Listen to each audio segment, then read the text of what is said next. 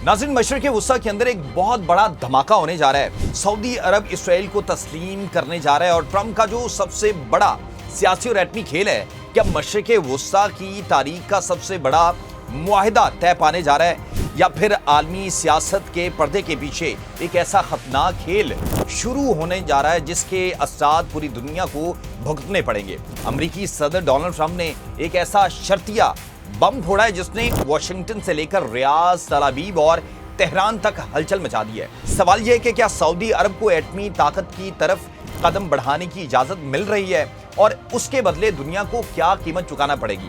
असल हकीकत क्या है, आए जानते हैं। अमेरिकी सदर डोनाल्ड ट्रंप अपने social media platform truth social पर एक अहम पैगाम जारी करते हैं और ये पैगाम कोई मामूली बयान नहीं था। ट्रंप ने ऐलान किया है कि अमेरिका सऊदी अरब के साथ 30 साला सिविल न्यूक्लियर डील के लिए तैयार है। आप सोचें, एक तरफ ईरान को अमेरिका न्यूक्लियर पावर बनने से रोक रहा है और मुसलसल उसके ऊपर ताबड़तोड़ हमले किए जा रहे हैं। उसका वो दिफाई सिविल इंफ्रास्ट्रक्चर जो भी मुआवनत करता दिखाई देता है ईरान की टेक्नोलॉजी यानी कि एटमी तवानाई के हवाले से, उसको अमेरिका बार बार निशाना बनाता है। लेकिन सऊदी अरब को एक ऑफर कर दी है कि आप भी सिविल न्यूक्लियर हथियार जो है वो तैयार कर सकते हैं। लेकिन अमेरिकी कंपनियां सऊदी अरब को पावर जनरेशन और सिविल, जिस तरह मैंने पहले कहा है कि सिविल न्यूक्लियर प्रोग्राम के लिए जदीद टेक्नोलॉजी, तकनीकी महारत और रिएक्टर्स फराहम करेगी। अब रिएक्टर जो हैं वो एटमी सलाहियत हासिल करने में इंतहाई अहम होते हैं। और आपको याद होगा कि जब फर्दों के अंदर, ईरान के अंदर अमेरिका की जानिब से बमबारी की गई तो वहां पर उनके जो रिएक्टर्स से उनको नुकसान पहुंचाया ताकि इनकी जो स्पीड है वो स्लो हो जाए। ट्रंप ने एक ऐसी शर्त साथ रखी है। ट्रंप का कहना है कि ये न्यूक्लियर मुआहिदा सिर्फ और सिर्फ तब मंजूर होगा जब सऊदी अरब अब्राहम अकॉर्ड का हिस्सा बने और इसराइल को तस्लीम कर ले। यानी कि आप देखें कि जो शैतानी जहनियत है अमेरिकी सदर और इसराइली लॉबी की, वो किस तरह से गालिब आ रही है। लेकिन अब सऊदी अरब को एक लॉलीपॉप दिया जा रहा है कि आपको हम सिविल न्यूक्लियर जो है इसके इस्तेमाल के लिए रिएक्टर भी फराहम करेंगे, टेक्नोलॉजी भी देंगे, लेकिन उसके लिए आपको इसराइल को तस्लीम करना है। और अगर सऊदी अरब इसराइल को तस्लीम करता है तो आप सोचें कि बाकी मुस्लिम ममालिक जो हैं वो कहां खड़े होंगे और खासकर पाकिस्तान जो है वो कहां खड़ा होगा, क्योंकि पाकिस्तान का सऊदी अरब के साथ एक दिफाई मुआहिदा भी है। और अगर सऊदी अरब इसराइल को तस्लीम कर लेता है तो फिर पाकिस्तान के लिए जो मुतवाज़िन और सारे मामलात हैं उनको स्टेबल करना यह बड़ा मुश्किल हो जाएगा। अमेरिका अचानक सऊदी अरब को न्यूक्लियर टेक्नोलॉजी देने पर इतना मेहरबान क्यों नजर आता है? वो तो दुनिया से न्यूक्लियर टेक्नोलॉजी खत्म करने और जो ममालिक बनाना चाहते हैं उनको बनाने नहीं दे रहे। आपको नॉर्थ कोरिया का भी पता है, ईरान का भी पता है, और इवन के आपको याद होगा लिबिया ने भी अपनी जो एटमी सलाहियत है उसको खत्म किया था। लेकिन वो सऊदी अरब को क्यों ऑफर कर रहे हैं? इसके पीछे दो बुनियादी ताकतें काम कर रही हैं, दौलत और इक्तदार। आपको पता है कि दौलत जो है वो सबसे बड़ी ताकत है। एक तरफ अमेरिकी न्यूक्लियर कंपनियों के लिए अरबों डॉलर के मुनाफा बख्श मुआहदे खड़े होंगे। आप देखें कि अगर सऊदी अरब जब न्यूक्लियर पावर बनने के लिए या अपनी सिविल मिलिट्री के लिए इस्तेमाल करने के लिए, पावर जनरेशन के लिए न्यूक्लियर साइड पे जाता है तो उसको कितना, यानी कि वो कंपनियां जो उसको रिएक्टर देंगी, टेक्नोलॉजी देंगी, उसमें मुआवनत देंगी, तो उसको कितना फायदा होगा, इससे ज्यादा मुनाफा भी जो है वो जमा होगा। दूसरी तरफ जो सदर ट्रंप है वो मशरिक़ वुस्ता में एक ऐसा नया निज़ाम भी बनाना चाहते हैं जहां इसराइल और अरब दुनिया एक पेज पर खड़ी होगी। और उसके लिए ज़रूरी है कि सऊदी अरब, कतर, कुवैत, बहरीन और दीगर ममालिक जो हैं वो अब्राहम अकॉर्ड में आए। और अब्राहम अकॉर्ड में आने के बाद एक नया सियासी और मुआशी पस मंज़र जो है वो सामने आ जाएगा। और आपको याद होगा इजरायली वज़ीर आज़म जो हैं वो कह चुके हैं, बेंजामिन नेतन्याहू, के जो फ्यूल की जो ट्रांसमिशन लाइन्स हैं वो मशरिक़ वुस्ता से जाएं और ईरान से अबनाए हुर्मज़ का रास्ता जो है वो इस्तेमाल किया जाता है वो कम हो जाएगा। अब देखिए कि एक मुआशी चुंगल जो है वो भी बनाया जा रहा है ताकि कल को सऊदी अरब या दीगर ममालिक इससे निकल ना सके। अगर सऊदी अरब अब्राहम अकॉर्ड पर दस्तखत कर देता है तो यह ट्रंप की जिंदगी का सबसे बड़ा सिफारती मास्टर स्ट्रोक भी कहलाएगा। और आपको पता है कि पाकिस्तान और इस्लामी ममालिक जो हैं वो इसराइल को अच्छी नजर से नहीं देखते, उसको तस्लीम नहीं करते, मगर अमरीकी सदर कोशिश कर रहे हैं कि यह हो जाए।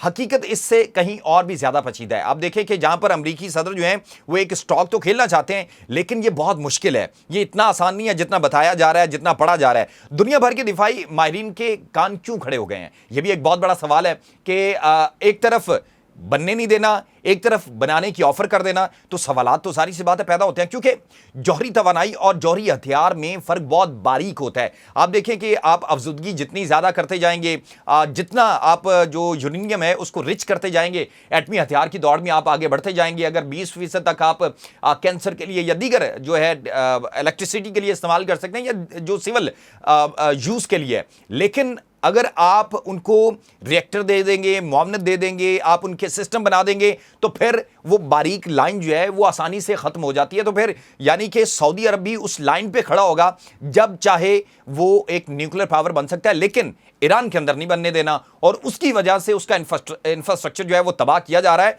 और अपना नुकसान करवाया भी जा रहा है। उधर जो जौहरी रिएक्टर चलाने के लिए जिस यूरेनियम अफजुदगी की जरूरत होती है, अगर उसकी हद बढ़ जाए तो वही तरीकेकार एटम बम बनाने की बुनियाद भी बन जाता है। सऊदी वलीअहद शहजादा मोहम्मद बिन सलमान माजी में बिल्कुल वाज़ेह अंदाज में कह चुके हैं कि अगर ईरान ने एटमी हथियार हासिल किए तो सऊदी अरब भी अपनी कौमी सलामती के लिए उसी रास्ते पर चलेगा और उसमें देर नहीं करेगा। इसीलिए पाकिस्तान के साथ भी एक मुआहदा किया, ताकि एक अम्ब्रेला जो है, एटमी हथियार की अम्ब्रेला और न्यूक्लियर पावर की जो अम्ब्रेला है, वो जो हकीकी तौर पर उसको मिल जाए, क्योंकि अमेरिका के साथ भी उसके मुआहदे हैं, लेकिन वहां पर ट्रस्ट डेफिसिट बहुत ज्यादा है।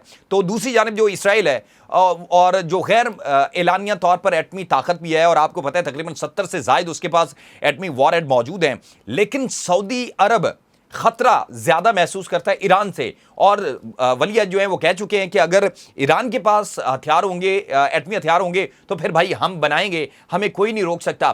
तो अब अमेरिका ये जान चुका है कि जितना नुकसान तकरीबन 300 अरब डॉलर से जायद का बताया गया कि ईरान का अब तक का नुकसान हुआ है, अगर इतने नुकसान के बावजूद ईरान एटमी हथियार नहीं बनाता, तो फिर इस सारी जिदोजहद, अपने लीडरान को शहीद करवाना, अपना इंफ्रास्ट्रक्चर तबाह करवाना, तो उसको कोई फायदा नहीं है। तो अब अमेरिका को पता है, देर आयद जैसे भी आयद वो ये एटमी हथियार बनाएगा, तो फिर सऊदी अरब को भी ये बहुत जरूरी हो जाएगा कि वो एक एटमी ताकत बने। और जो इसराइल है वो पसे पर्दा, आपको पता है कि एटमी ताकत है, दुनिया को भी पता है, लेकिन वो खुद को डिक्लेयर नहीं करता, और वो कहता है हमारी सलामती के लिए। इसी तरह सऊदी अरब भी कह रहा है कि वो अपनी सलामती के लिए फिर ये बनाएगा अगर ईरान बना लेगा।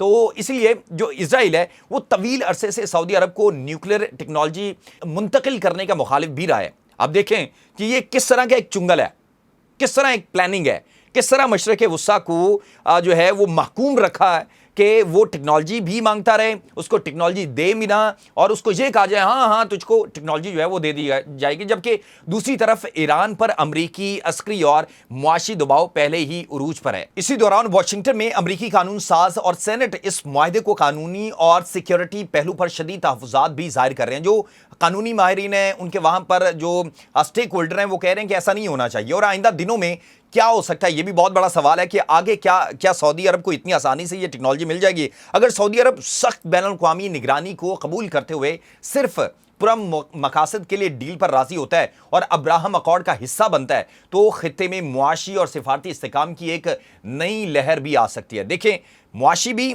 सिक्योरिटी भी, जिस तरह पहले बात करते हैं कि ग्लोबल साउथ के अंदर एक नई अलाइनमेंट होती है और ये तब्दीली आती है, तो फिर एक बहुत बड़ा अलाइनमेंट जो है वो मशरिक़ वुस्ता के अंदर आ जाएगा। यूरोप पहले अमेरिका से नाराज़ है, नेटो ने आपने देखा कि ईरान के अंदर अमेरिका की मदद नहीं की, तो इसलिए एक शिफ्ट है वो आ रहा है आहिस्ता आहिस्ता। लेकिन अगर ये मुआहिदा, जिस तरह मैंने पहले कहा है कि मशरिक़ वुस्ता में न्यूक्लियर रेस का भी आगाज होगा। आप देखें, वही बात आ गई कि अगर मशरिक़ वुस्ता को इस चुंगल के अंदर फंसा लिया जाए, तो फिर हर मुल्क, कतर कहेगा मैं भी बनाता हूं, बहरीन कहेगा मैं भी बनाता हूं, कुवैत कहता है मैं भी बनाता हूं, और ये सारे सरमाए वाले मुल्क हैं, और यहां से एक मुआशी जो है हब है। पहले वो जहाज, मिसाइल, दीगर टेक्नोलॉजी के जरिए वहां से पैसा इकट्ठा अमेरिका और दीगर ममालिक करते हैं, और अब न्यूक्लियर रेस की मद में ये पैसे इकट्ठे किए जाएंगे, तो ईरान और दीगर इलाकाई ताकतें अपनी कार्रवाई तेज कर देंगी, जिस तरह मैंने पहले भी कहा है, जिससे मशरिक़ वुस्ता किसी भी वक्त एक वसी तर जंग के दहाने पर भी पहुंच सकता है। ट्रंप ने गेंद अब सऊदी अरब के कोर्ट में फेंक दी है। एक तरफ 30 साल जदीद न्यूक्लियर प्रपोजल है और तकनीकी तरक्की है, तो दूसरी तरफ अब्राहम अकॉर्ड पर दस्तखत का तारीखी सियासी फैसला भी होगा। सऊदी अरब का अगला कदम सिर्फ मशरिक़ वुस्ता का नहीं है, बल्कि पूरी दुनिया का जियोपॉलिटिकल नक्शा बदल कर रख देगा। मैंने पहले भी कहा है कि इससे एक बहुत बड़ा सियासी अलाइनमेंट होगा। आपके ख्याल में क्या सऊदी अरब इस शर्त को कबूल करेगा या ये डील आलमी सियासत की एक नई कश्मकश की नजर हो जाएगी? अपनी राय नीचे जरूर दीजिएगा। तब तक दीजिए इजाजत। अल्लाह मियां नासिर।